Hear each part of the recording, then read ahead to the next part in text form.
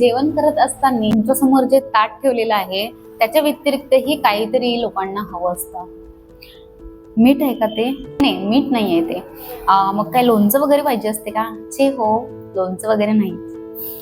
मग काय हवं असतं लोकांना? स्क्रीन हवी असते. त्याच्यामध्ये मग तो मोबाईल असतो किंवा ती टीव्हीची स्क्रीन असू शकते, नाही का?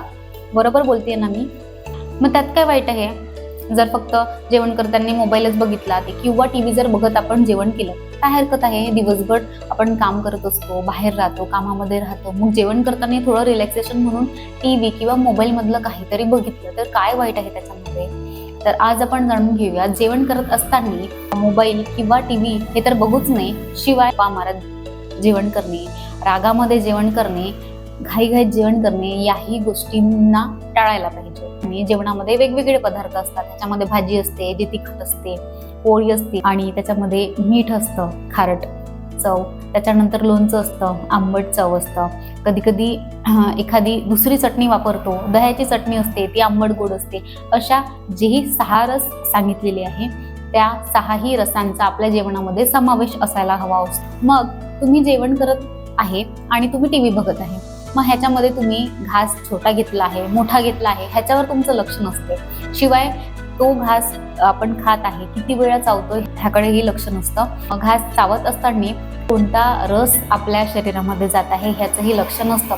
याचं साधं सोपं उदाहरण जर तुम्हाला समजून घ्यायचं असेल तर ते आजकाल लहान मुलांना जेवण ते करत नाही किंवा जेवण करायला फार रडतात, त्यांच्या मागे खूप लागावं लागतं. कोकोमेलन किंवा काहीतरी ते स्क्रीन मग कोणतीही असो, मोबाईलची स्क्रीन असो, आपली टीव्हीची स्क्रीन असो, ते बघत त्यांना जेवण करायला लावतात. बाळ पूर्ण जेवण खाणं संपवून घेते, पण तो काय जेवतो काय जेवत नाही ह्याचं त्याला काहीही भान नसते, कारण फक्त स्क्रीन बघत असतो. त्याच्या पोटामध्ये काय चाललंय, त्याने कोणता रस सेवन केला आहे, गोड पदार्थ खाल्लाय का, थोडासा तिखट खाल्लाय का, त्याला लक्ष नसतं ते.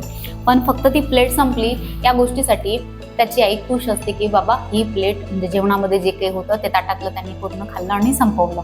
अशाच प्रकारे हे आपलंही होत असतं. मग आपल्याला वाटते की मी तर चांगला आहार जेवत आहे, घरी बनवलेलं जेवण जेवत आहे, तरी सुद्धा मला का बरं विकनेस जाणवतं किंवा सगळे जे विटॅमिन्सची कमी म्हणतो किंवा विकनेस आला आपण म्हणतो, हे का बरं जाणवत आहे? तर याचं एक हेही कारण असू शकतं. आपल्यासमोर कोणतीही स्क्रीन नसली आणि फक्त जर आपण जेवण केलं तर ह्याच्यामधून आपल्याला कळते की आपण काय जेवतोय, किती प्रमाणामध्ये जेवतोय, आपली भूक गेली आहे की नाही गेली आहे, किंवा भूक आणखी बाकी आहे, भात किती प्रमाणामध्ये जेवलो, पोळ्या किती प्रमाणामध्ये जेवलो, ह्या सगळ्या गोष्टींचं आपलं त्याच्यामध्ये लक्ष असतं. आणि म्हणूनच ही स्क्रीन जेवण करताना न वापरता फक्त जेवणाकडे लक्ष देऊन जेवण करा.